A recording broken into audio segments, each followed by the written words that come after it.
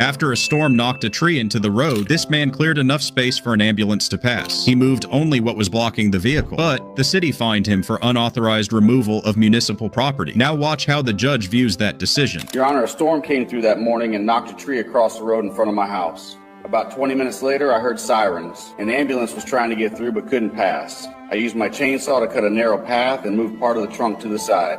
Just enough space for the vehicle to get by. 2 days later, I received a citation for unauthorized removal of municipal property and interference with public works. Your Honor, the fallen tree was located within the municipal right-of-way. Removal or alteration of city-managed property requires authorization for safety and liability reasons. Unauthorized cutting can create hazards or complicate official cleanup procedures. The citation was issued under standard public works policy. Intent does not negate procedural requirements. Authorization is required before altering city-managed property. Municipal property is subject to regulation. However, enforcement must account for circumstance. The defendant acted during an active obstruction affecting emergency access. No evidence suggests reckless conduct or material damage beyond clearing passage. Public safety response cannot be penalized when it is reasonable and proportionate.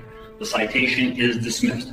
Court costs are assessed to the city. He hired licensed movers to transport a family heirloom, a sealed crate, declared value, full insurance. They dropped it anyway. Watch the judge hear what they said next. Your Honor, that vase was a 15th century Ming Dynasty piece. It belonged to my family for generations. I paid extra for white glove service. It was dropped off the truck ramp. I watched it break on the pavement. Your Honor, the item was packed by our staff according to standard fragile item protocol. Unfortunately, accidents can occur during transport. Our contract limits liability regardless of declared. You don't advertise specialty handling and then hide behind fine print. This was a known, declared, insured cultural artifact. Judgment for the plaintiff, $2 million in damages. A neighbor cut down a veteran's tree without permission. He claimed it was dangerous and had to come down. The veteran took the case to court. What the judge uncovered changed everything. Your Honor, the tree leaned toward my fence. I was concerned it could fall during a storm.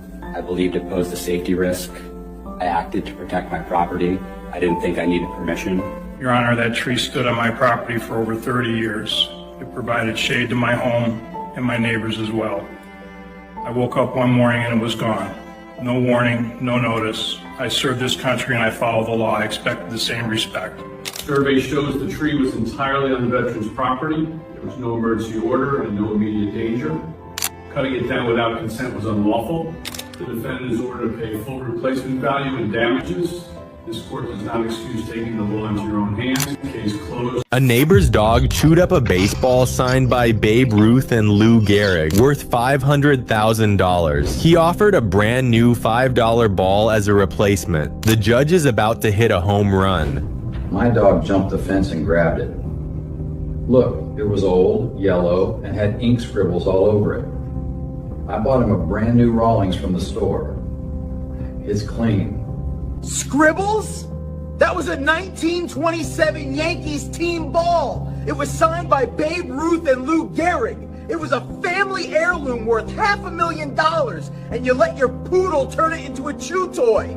Sir, your failure to control your animal resulted in the destruction of a museum-grade artifact. You don't owe him a $5 ball. You owe him the auction value, $500,000. That's today's breakdown.